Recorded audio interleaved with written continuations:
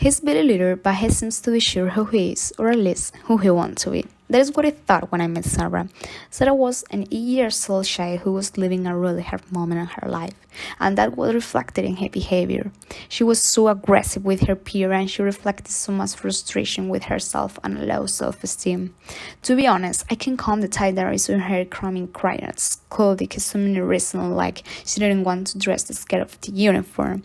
Alerted by the situation, I decided to talk with her, and she told me that she hated girls. She didn't want to be a girl, she just wanted to be Hugo.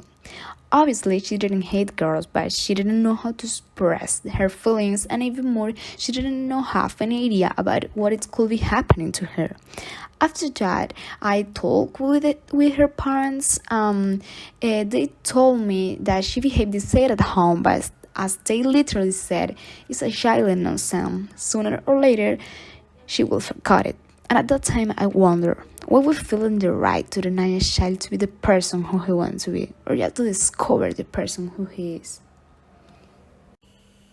And as Hugo, so many children who don't feel comfortable with their sex assigned at birth, or transgender children, see their school as a hostile learning environment and a source of stress. This could be due to the many barriers they have to face at school related to gender, like for example, the choice of the restrooms, uniform, activity dividing share, or even the name calling. Or due to the lack of information that are in a school about gender diversity because of the thought they are too young to talk about it, the lack of teachers' knowledge and their insecurities, or the teacher fear of parents' reprisal or possible reaction from school superiors.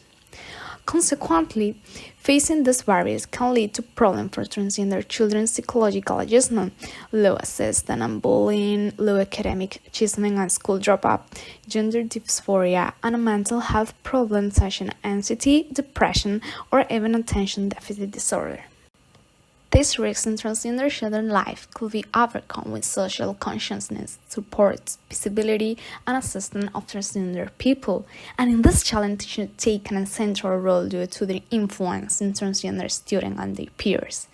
Teachers are gonna find parents who don't know how to face their children's demand according to their gender identity, schools that make children dress differently than how they feel, and boys and girls who feel despair not knowing what is happening to them. But are they ready for this challenge? For that reason, it's vital to carry out empirical research studies aimed at knowing what teachers and schools already know and do to ensure the inclusion of transgender students. Despite this, there is a lack of research literature about the inclusion of transgender children in primary education from teachers' perspective in our community. In an attempt to cover this gap, the present study pretends to contribute to identify teachers' knowledge, opinion, and experience about transgender identity in primary schools. Besides, it's also aimed at exploring teacher needs to ensure the inclusion of transgender students. In order to achieve this objective, an empirical study with a cross-sectional design was conducted, especially through a selective survey methodology. We collected data about teachers' knowledge, experience, and views about transsexuality in primary school students. The sample was composed of 15 educational professionals who taught in different schools of primary education in Seville, Spain. The sample was selected by means of a non-probabilistic snowball sampling technique. According to the results, in relation to the first objective, the turn-up seemed to be clearer among teachers with sexual orientation. On the contrary, the less known term was gender dysphoria.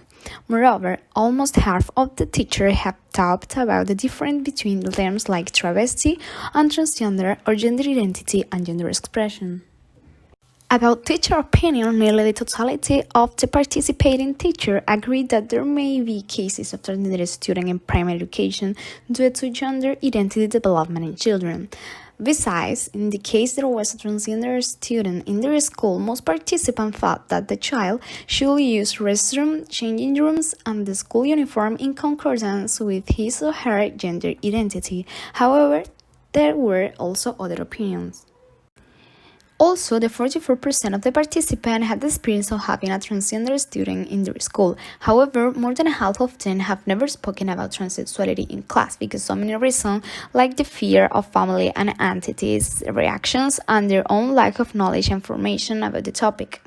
According to the second objective, despite the fact that just 11% of participants affirmed to have received information on how to promote transgender student inclusion during their teaching training, most participants claimed to feel moderately or quite capable for ensuring the inclusion of transgender students in their school. That could be because, as we said before, they have previous experience. However, to feel more empowered for this challenge, they claim to need more information, some intervention guidelines from professionals, a good coordination between all school staff, and understanding and support of families to this challenge. So now we have an overview of what teachers now think and the experience they have, as well what they need to ensure transgender student inclusion. Why don't we use this information to create future programs design? Gathered information could lead to the preparation of teacher training programs that focus on teacher need and shortcoming on the issue. This could help to know more about this topic and to give visibility to the sometimes forgotten transgender children. Consequently, teachers could be more prepared to act and help them in the emotionally difficult process of gender identification, acceptance, and change. In addition, if school staff and children were more aware and informed about transgender identity, a safer school environment will be created for transgender students.